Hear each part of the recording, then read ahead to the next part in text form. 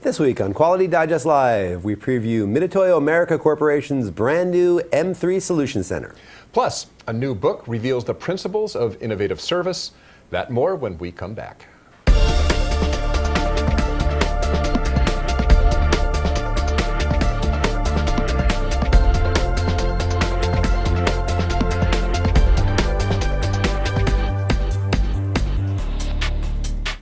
This week's sponsor of Quality Digest Live is Mitutoyo America Corporation, celebrating their 50th anniversary with a grand opening, open house, and the opening of their brand new M3 Solution Center on October 15th.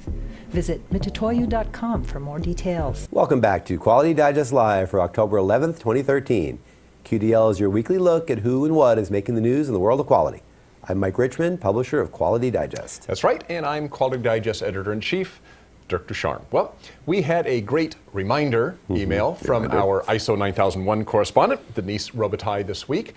For those of you who haven't read Denise's columns, she is a member of the U.S. tag to ISO TC 176. That's the committee that's responsible for updating the ISO 9000 family of standards. And in case you haven't been keeping up, ISO 9001 2015 is still in the draft. I'm sorry, is in the committee draft stage, or actually they may have actually already closed the committee draft stage. Then the draft international standard will be out sometime in 2014. But what this means is that during that committee draft stage, the ISO member countries that have chosen to participate in the development of the standard had a chance to comment on it.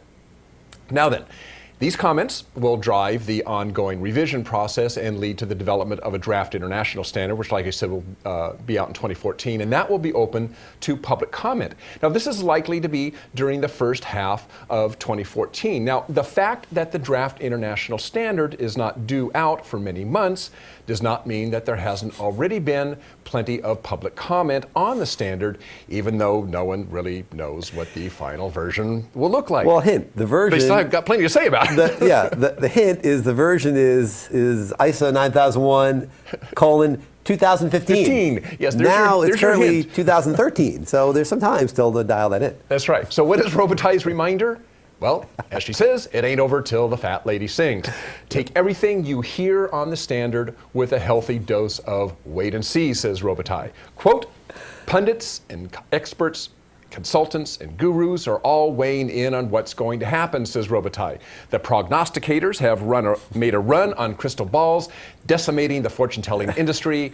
With all the predictions, all we need is for the Vegas bookies to start laying odds on what or won't be included in the next version of ISO 9001. When it comes to what will be in the standard, Robitaille says lots of what's being hawked as definitive is at best premature, end quotes.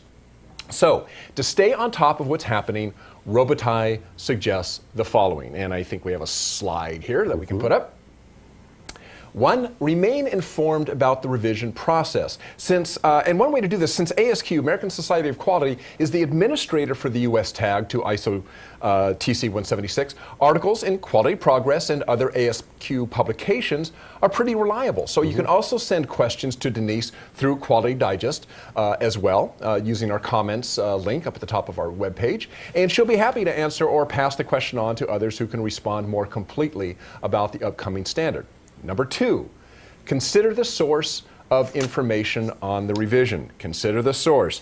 Get your information from creditable sources, people who are either directly, like Denise, or indirectly involved with the standards development process.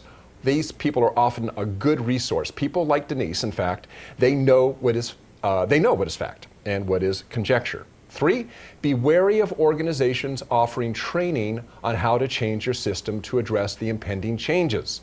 Remember, the changes have not been determined yet. So if somebody's saying they're going to set you up for 2015, you might want to take that with a grain of salt. Number 4, ensure that your organization's top managers are aware that changes are coming so that they can plan the allocation of the resources and what will be needed to make necessary provisions in their budget. And this is really important. I mean, obviously changes are going to occur. Yes. Things are going to happen. So even though you don't necessarily know what they are, you do got to be setting aside some amount of budget to address it and so forth, and time, obviously, for everybody to come up to speed. So you definitely want to be prepared for it. Number 5, this one's really good. Consider joining the U.S. tag to ISO TC 176 so that you can participate in the process. This is really a good idea. I mean, being a tag member gives you the opportunity to get firsthand information about the revision process. You get to review the drafts of all active projects in the TC 176 portfolio, which is more than just ISO 9001, and you get a chance to have your voice heard through the commenting process and the breakouts. You also have the privilege of working and networking with the people who are passionate about standards and quality. If you are interested in joining TC 176, send an email to standards@asq.org. That's standards@asq.org, and for more information on how to join. And number 6, don't start revising your documentation at this stage in the game when things are still undecided. The risk of wasting resources by making needless changes is pretty darn high. And finally, number 7, don't let anyone convince you that they know what will happen. They don't. They don't. No. Exactly. No. And that's just the way it works. I mean, Yeah. ISO 9001 is probably the biggest of all these standards that goes through these processes. There's a lot of weigh-in. There's a lot of debate. There's a lot that goes on in the technical committees to at the end of the game, have a standard that works for the broadest possible amount of people. Right. It's interesting at this stage to look at what we hear is going on, the rumblings of this, but wait, be patient. Don't jump to the gun, and don't assume that things are going to change just because you hear certain things about what the language may be. Right. Wait a little while, and we'll see. We'll get more information as we go. But we're going to be following this. Denise is going to be writing for us and giving us more information in the coming weeks and months, and we'll be sure to check in with her regularly. That's right. Great. Okay. Thank you, Dirk. All right. Another interesting article this week came to us from Jim Verzino, titled "How Education is Ruining Your Compliance Initiatives." This piece takes a compelling look at whether the U.S. educational system is destroying our ability to do two things: to collaborate and create. Collaborate and create. And those are the two things that are most needed in today's interconnected and fast-paced world. Now, public school education in the United States is designed for the lowest common denominator. According to Verzino. But I think there's some validity to that. There is, yeah. I mean, you're in a public school system, and certainly You've got to meet the needs of everybody, as many people as you can. Yeah. So those that are maybe a little more gifted, and maybe sometimes being gifted lends you to be a little bit maybe out of control sometimes, especially when you're a little bit younger. That's not supported many times by the system. Teachers and administrators, what do they want to do? We know this from being in school, many of us. They want kids to sit quietly, right? Work independently, keep your eyes on your own paper, work independently, follow directions, listen to me, and memorize stuff. Memorize stuff. You know, like I got drilled into me the order of the planets from Mercury out to Pluto, right? Or is it Neptune now? I don't know. But regardless, exactly. I mean, all the presidents. You know, you memorize this stuff. How does it help you, right? I mean, but business today, especially among knowledge workers in the technology-driven or technology-supported fields, they must be able to do the very opposite of that. The very opposite of that. They need to be able to accept and channel noisy concepts and noisy coworkers sometimes. Yeah. They need to be able to collaborate. They need to be able to break the rules when necessary, and they need to be able to think on their feet. But none of that is the way that the educational system is teaching them. And why do they teach kids that way? Why do they teach kids that way if we know... We've always done it that way. Well, we've always done it that way. That's the habit, and that's the convenience for teachers. I think this is a big part of it. Maybe some teachers in the public school system, I think this is probably true, aren't confident enough to handle the messy work of developing creative minds. And as I say, I mean, if any of us have known, either we have kids or we have nephews or nieces or whatever, or we just know kids, especially the really creative kids that you can tell are going to be successful, are crazy often when they're young. You know, all kids are crazy when they're young, but I mean, the really hyper creative kids tend to be a handful to deal with, right? They're the ones that tend to get disciplined a lot, go to the principal's office, quiet down, keep your eye on your paper, sit down, do this, do that. Right. We're throttling the creativity for these kids. And as a consequence, what's happening is we're not getting the graduates and the adults that we need to make the U.S. industry better, more creative, and more successful within the world environment. I think that's what Verzino's saying here. And it starts with a better educational system. I mean, quite frankly, it starts with better teachers, I think. It starts with teachers being more confident in being able to handle those creative kids. Well, and the system needs to be better, too. I would interject a little bit. I'm not sure, knowing a lot of teachers, I'm sure you do too. Sure. I think they would argue is that they're also, more than anything, they're constrained by the system. The system, sure. So sure. I mean, it's a Red experiment. You could have great teachers, Yeah, but if you're constrained by the system itself, it doesn't matter how good a teacher you are. You still got to, you've got to teach to the test, teach the test, and whatnot. So you're kind of, that's a big one. But I think the basis. I agree with you on the basis of it. There needs to be a change in the educational system as a whole. And teachers, individual teachers, can be more creative. They can foster creativity on their own within their own classrooms, and at any grade level. I mean, it can be first, second grade onward. I mean, it doesn't have to be middle school, high school, and above. You need to get those kids early and let them inhabit their own creativity. Right. Enhance that rather than damping it down. Education is a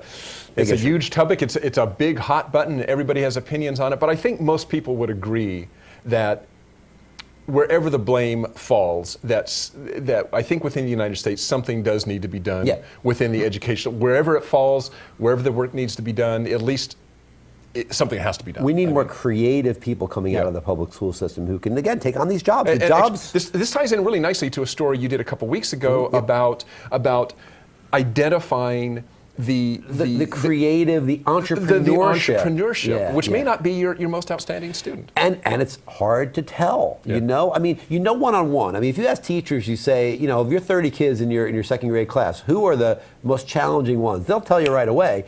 And many times you'll see a correlation. It's Mikey. You'll see a correlation between those kids and probably the high entrepreneurial spirit of being a rebel, of thinking outside the box, not being controllable. We need those people. We need those people to be supported a little bit more. I mean, you need to be able to have a class. I mean, if they're totally disruptive, you need to correct them. But we need to foster that, because we need that in our workforce. We need that everywhere along our workforce, not just the managers. So, good story. Check it out from Jim Verzino. All the stories we're covering on today's show, right below the player page, right down there. Okay. Well. This coming Monday. That's right. We have a special Technorazzi Live coming up. That's on October 14th for all of you, next Monday, at Mitutoyo America's new M3 Solution Center in Aurora, Illinois. Mitutoyo will be celebrating their 50th anniversary with an open house, and we will be there to cover that event live, as well as look at some new Mitutoyo equipment. Here to tell us a little bit about what we will see on October 14th is Mark Izumi. Hi, Mark. How you doing? Good. How are you guys doing? Oh, pretty good. So, by 50th anniversary, I assume you must mean the 50th anniversary in the United States, because Mitutoyo itself's been around a lot longer than 50 years, right? That is absolutely correct. Here in the United States, Mitutoyo America Corporation has been here since 1963, which would be our 50th. Mitutoyo Corporation in Japan will be celebrating their 80th next year. So yes, it is important for us, this being our 50th anniversary.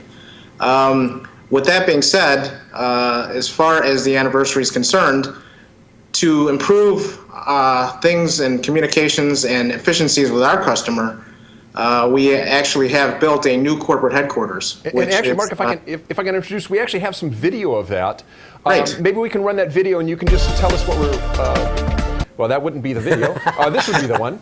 Maybe you can tell us what we're seeing here if we get the thing. And that would be the Mitutoyo sign. There it is. All right. That's right. That is. This is actually within the new metrology center. We're putting the finishing touches on it, but it'll be all nice and cleaned and polished and ready to go for Monday. So yes, we're it's got all of our latest equipment in it. We've got CMMs, form equipment, vision measuring systems. We've got a Mach Kogami, which is a flexible measuring head incorporated with a robot. So it's an automated measuring cell. How many square feet are we talking in this new facility? We are talking about 4,000 square feet for the M3 Solution Center. It's all state-of-the-art. Everything has 40-inch LCD displays because, as you know, most devices these days are highly software-driven. So we wanted to ensure that that the product showed well in that regard. So is this strictly a sales center, or is will custom custom measurement be done here as well? That type of thing. Oh, sure. Custom measurement. We have an engineered solutions group that will take product from out of the orange box and actually create an engineered solution with fixturing and all kinds of stuff. So it is not just a low-key solution center. It's actually got some sophistication, and we're pretty broad. This here is a picture of the lobby area. So as you can see, there's a little work to be done yet for Monday, but we'll get there. Those guys are going to work fast. Yes. They are on overtime right now, so we will be getting it done. Well, besides being all clean and shiny, and what will this new facility allow you to do that you can't already do now? Well, what's interesting is right now we operate out of 3 buildings as far as the corporate campus environment. We've got the corporate office with distribution in one building. We've got a sales office in another building, and we've got the M3 Solution Center and Education Department in the 3rd building. So this will allow us to consolidate all 3 of those into one, and again, improve efficiencies and communication across the board. Okay. And so if we can come back to camera 1 here, Daniel. So what kind of equipment are we actually going to take a look at on Monday? Because I know we're going to kind of run through some of what new equipment or older equipment. What are we going to see on Monday? Mainly new equipment. Again, we've got the Mach Kogami with the robot. It has a FANUC robot incorporated with it. We've got a surf test probe, which is actually a surface analysis probe that is used in conjunction with our CNC coordinate measuring machine. We also have a QV stream machine, which is a continuous vision measuring while maintaining accuracy. So this is stream technology, which we'll be showing, and a number of we do have one product that is going to be super important for us. And I'm not going to disclose it at this time. We'll just let it be a surprise for Monday. All right. Well, Mark, we're going to be there on the 14th on this Monday. That's really the official opening. There's going to be a ribbon cutting at 1:30, I think, Central Correct. Time. But the day when folks can come out, our viewers, our audience can come out and check that out, is actually Tuesday the 15th, and it's going to be a true open house that you're going to invite people in the industry and anybody, the public, to come by and see what you're all about. So what are they going to see on the 15th? What kind of day is that going to be for people? On the 15th is more of an open house for customers and distributors. We are conducting a seminar all day long with some pretty interesting topics. We've got Dr. Henrik Nielsen he's an ISO chair. We've got Dr. Ed Morris from the UNC Charlotte. We've also got Gordon Scannum, who is an ASQ fellow, as well as Dr. Ted Dorian from NIST. So we do have some high-level speakers, as well as our own Dr. Jim Salisbury, who is our corporate metrologist. Okay. Well, Mark Izumi from Mitutoyo, thanks for joining us today, and we'll be seeing you in a couple days live. And we invite all of you who are watching this broadcast to tune in. You'll be getting an email on it. It's one of our Technorazzi Live series, and you'll be able to watch and participate, ask questions about the various pieces of equipment we're going to be looking at, or maybe you have just general questions from Mitutoyo, and you'll be able to get those on the air live. So, and if you're in the Aurora area, the Chicago area, on the 15th, on Tuesday, come on by and check it out there as well. Absolutely. Okay, thanks, Mark. Thank you, Mark. Thanks, guys. We'll see you next week. All right. Okay. Bye-bye now. Yes, and if you want to register, if you want to find out more information about that, it's banner ad right below the player page right down there, and check that out. Click over and go to the Mitutoyo site. You'll see more information about that, and you'll find out how you can go ahead and come out. And again, you can watch it live on the 14th on Monday. You can come out in person in the flesh and get some great seminars and take a first-hand look at all the equipment on Tuesday. That's right. All righty. We got a book. We got a book. Yes, we do have a great book. And that's one thing that we always like to do here at Quality Digest, whether it be on QDD, our newsletter, on our website, and particularly here on Quality Digest Live, is to bring to your attention new books that help develop the performance excellence mindset. I got one right here. It is the 9.5 Principles of Innovative Service. And that's by author, speaker, trainer, and I'm very honored to say, pleased to say, Quality Digest contributor Chip Bell. And the book, it's a terrific read. It's filled with great stories, practical advice about one of the most important, probably the most important factor in business success, and that, of course, is customer service. So, to talk further about the value of innovation, innovative service as a business differentiator, we're joined now by the man himself, Chip Bell. Chip, welcome to the show. Well, thank you so much, Mike. Good to see you, Dirk. Hey, and I understand we don't have video from you, but at least we can hear you, so we'll go with that. Yeah, we can show. Oh, goodness. Let's see. What can I do to get video? We can always show this, too, so we have that. Yep. Hey, I like that. Well, sometimes it happens with Skype. That looks great.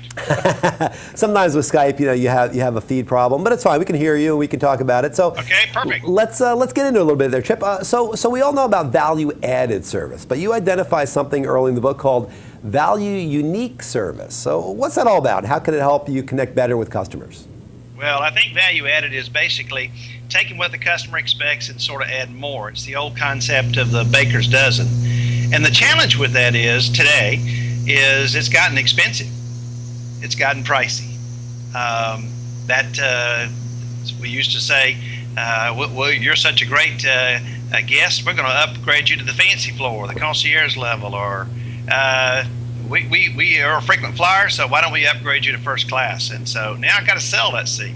I got to sell that room on the fancy floor. So I think it's gotten a lot more expensive to look for how we create that baker's dozen. So with that, I think the other factor that the book is about is the fact that customers today don't really get many surprises, really unexpected surprises.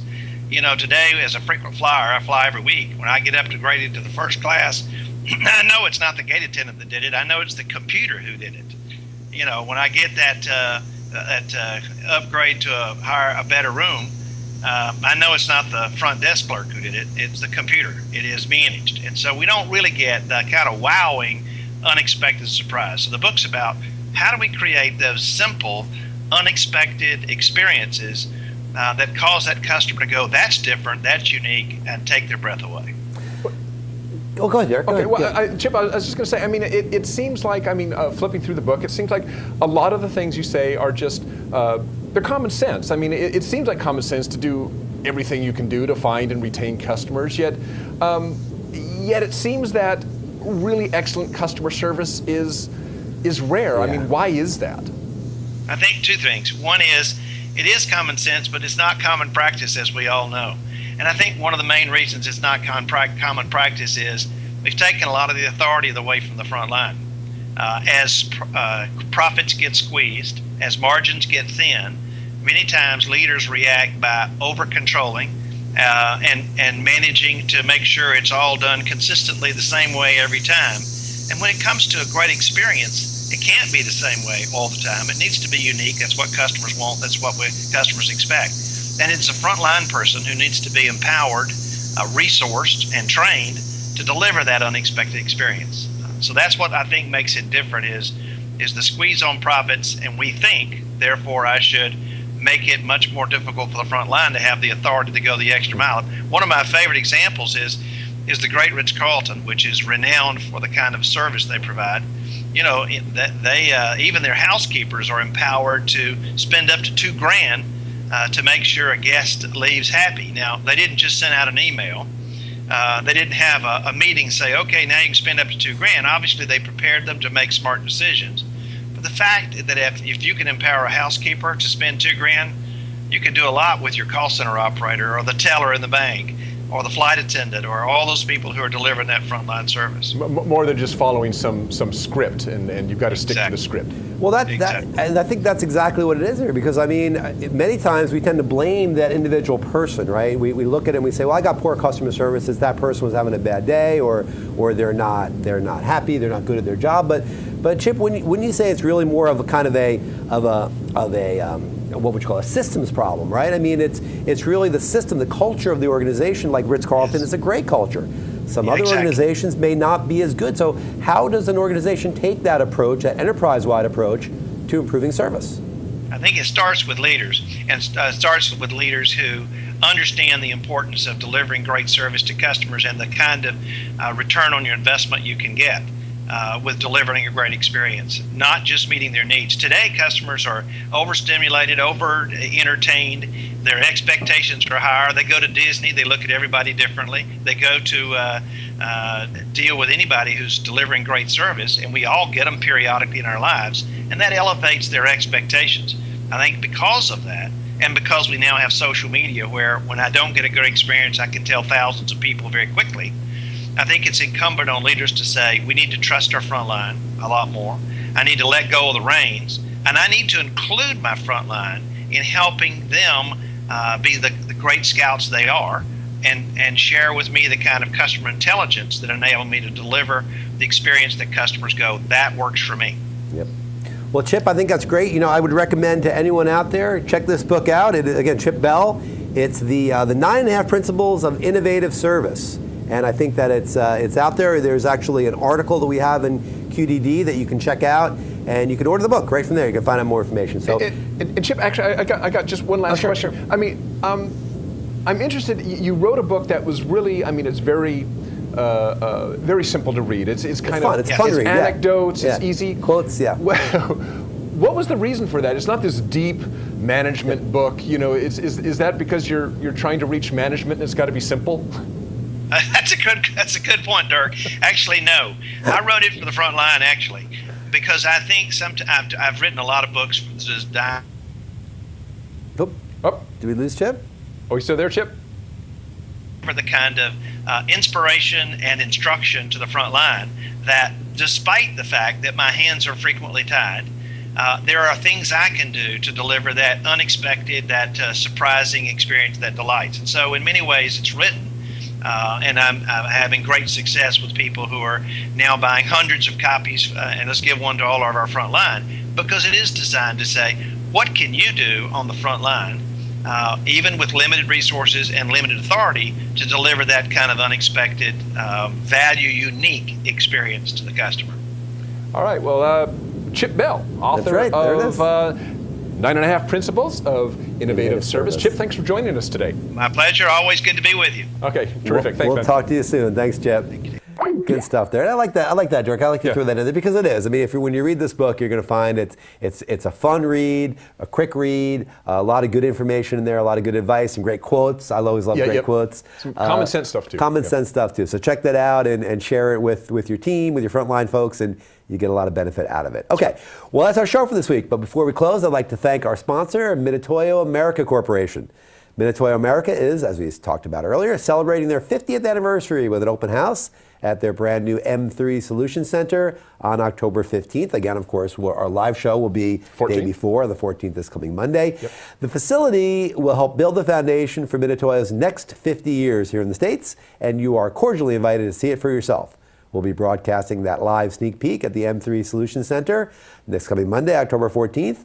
And you can come out to the site yourself in Aurora, Illinois the following day on Tuesday, October 15th from 9 a.m. to 4 p.m.